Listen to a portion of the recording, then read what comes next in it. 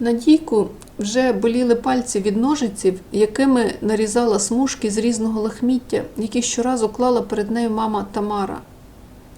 Їхні старі речі, одяг з гуманітарки – усе йшло на в'язання килимків, які жінка продавала, щоб сплатити кредит, який брала на лікування покійного чоловіка. Ідея, правда. Чоловіка лікарі не врятували, а тепер борги віддавати доводиться. Килимки з нарізаних смужок виходять доволі красивими, різнобарвними. Вся оселя у них. На стільцях, біля ліжка і диванів, у коридорі, в альтанці, на лавочках. Овальні, прямокутні, у формі звіряток і квітів вони милують око, створюючи якийсь особливий затишок. Недавно їй сільський голова натякнув, щоб йому зо два в машину виплила. Тамара обіцяла, бо він людина дуже порядна, багато допоміг їй і в лікуванні чоловіка, і в організації похорону. Нині Тамара застала доньку в сльозах. Спохватилася, що ж сталося? Надя розповіла, що її найкраща подруга Тетяна за кордон зібралась їхати, і Надю з собою кличе. Але ж вона точно знає, що її не відпустить мама. «Не відпущу», – категорично підтвердила Тамара. Чому ж мама не розуміє рідну доньку? Мабуть, там в Італії вона швидше б заробила кошти, аби кредити погасити. З їхніх килимків Тетяна сміялась. Не вірила, що замовлення мають, мовляв, не в моді тепер усе це. І ще їхні бабусі таким ремеслом займалися. З гіркотою у серці проводжала Надійка подругу в іншу країну. Уже через 2 місяці Тетяна стала вихвалятися, як їй добре у чужому домі. Уже розмовну мову знає, доглядає хорошу спокійну стареньку і навіть кохання собі там знайшла. Звати його Джоано, він син сеньори, за якою доглядає. Мовляв, вона не планувала закохатися в іноземця, тим паче вдома чекає її коханий Павло, з яким вона провела ніч перед самою поїздкою. Невдовзі Тетяна відчула зміни в своєму організмі. Пояснювала це зміною клімату, води, порушенням в режимі харчування. Але, навідавшись до лікаря, дізналась, що вагітна.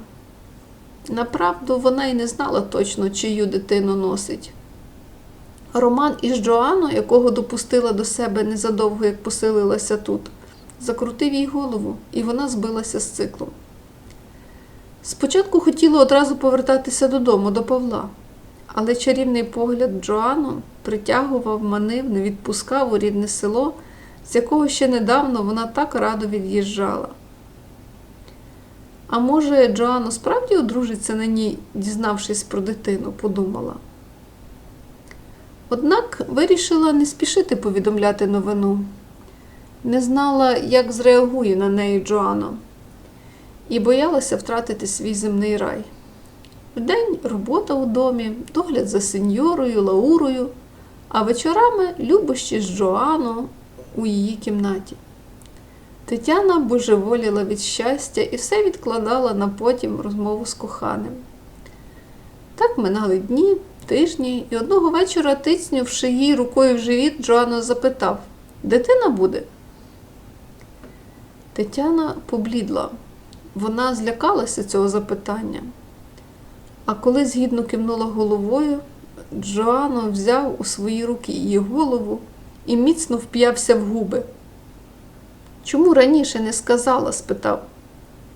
«Хотіла сюрприз тобі зробити», – розгублено мовила Тетяна.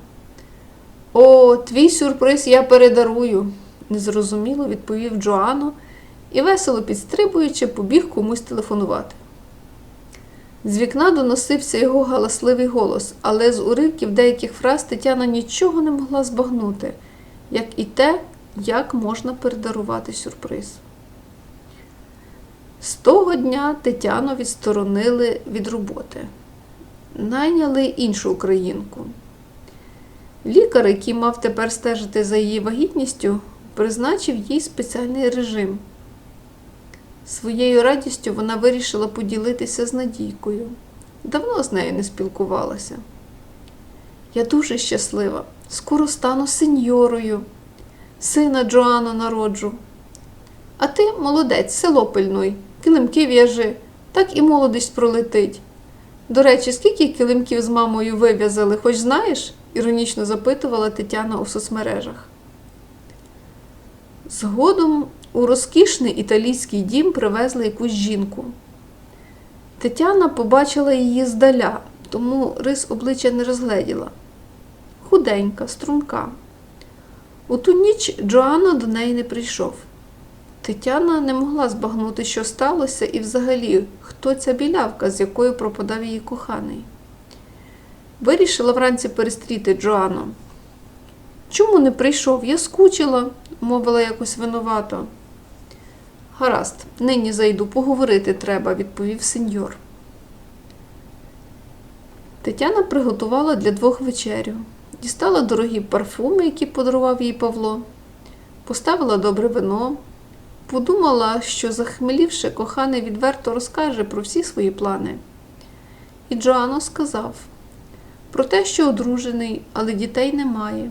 Тому дружина за порадою лікаря тривалий час жила у своїх батьків у сільській місцевості, де завжди є свіже молоко, сир і яйця, овочі та фрукти, свої, домашні. Але ніщо не може допомогти їй народити дитину. І тому дитя, яке виношує Тетяна, їй як подарунок долі. Тетяна не могла повірити почутому. Що це? Страшний сон? Хто ж тоді клявся, що кохає її, що вони неодмінно будуть щасливими? «Додому хочу, завтра ж збиратимусь», – заридала. Відразу стала збирати валізу, а вранці, коли наблизилась до виходу, натрапила на замкнені двері. Вона істерично заголосила: «Відчиніть! Відпустіть мене, негайно!» Але її не чули і не хотіли чути. І Тетяна, просидівши біля дверей більше 2 годин, повернулася назад у свою кімнату. Сильний стрес призвів до передчасних пологів. Тому синові стало обов'язковим не штучне, а грудне вигодовування. «Годувальницею будеш, підросте, окріпне і поїдеш додому», – мовив Джоанно. Розпач розривав Тетянині груди. Чому її дитину віддають до рук сеньори Крістіни, дружини Джоанно? Чому вона годувальниця, а не мати? Але що вона могла вдіяти між чужими людьми у чужій стороні? Ліжечко малому Агапіто поставили у дитячій кімнаті, поруч із спальнею сеньори Крістіни. Тетяні приносили тільки готувати дитя. Усе інше – пеленати, міняти підгузки – Крістіна забажала робити сама. Серце розривалося, коли Тетяна бачила, як Крістіна возила Агапіту у садку, усміхалася до нього, цілувала кірпатий носик. З кожним днем хлопчик все більше і більше ставав схожим до Павла. Вона гадала, що збожеволіє. Планувала втекти звідси разом із сином, але за нею пильно слідкували. І одного разу, коли святкували рік Агапіто, Тетяна не витримала, впала на коліна перед Крістіною і сказала: «Віддайте мені сина, Джоанно не його батько, погляньте, Агапіто біленький, голубоокий». Але її попросили залишити їх, і взагалі, навіть зараз вона може збиратися додому, годувальниця їм більше не потрібна.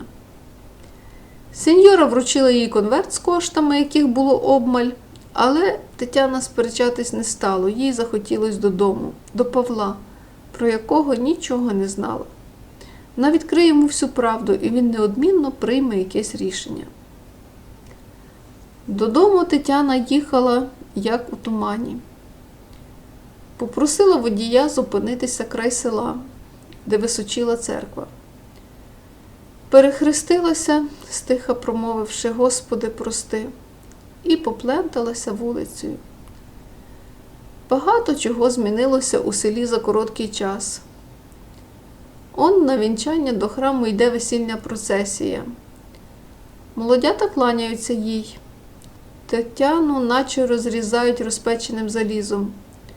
У молодому вона впізнає Павла, батька її сина. Він теж стишує ходу, озирається їй услід. Ой, як їй зле! Дуже хочеться пити і прилягти, а додому ще далеченько. Навіщо відпустила водія? І валіза її важкувата. Ось чиясь новобудова. Цікаво, хто тут хазяї? А за нею на шнурках через ціле подвір'я висять різнокольорові килимки. Ніби рій веселок опустився з неба. Та це ж оселя Надійки, добудована, впорядкована. Тетяна заледве зайшла на подвір'я, як їй потемніло в очах, і вона впала на зелену мураву. Опритомніла від сильного крику Надійки, яка тормозила її за плечі. Мені так зле, подруженько моя, прости, що насміхалася з тебе. Бачу, ти заміж вийшла. Тетяна кивнула на округлий Надійчин живіт. Заспокойся, ти ще встигнеш усе розказати. Переночуєш у нас з Василем. Зараз він допоможе тобі встати на ноги. Ти дуже виснажена, Таню. Килимок собі вибереш, навіть 2-3, подарую тобі, добре? Яка ж ти хороша все-таки, Надійко, ледь чутним голосом мовила Тетяна. Надя ніжно обняла подругу. Йдемо у дім, нагодую тебе. Виспатись тобі треба і запам'ятай. Завтра завжди буває краще. Любі друзі, це оповідання написала моя землячка Марія Маліцька. Якщо вам сподобалось, підтримайте, будь ласка, вподобайкою, коментарем або підпискою. Це допоможе поширенню україномовного контенту та розвитку мого каналу.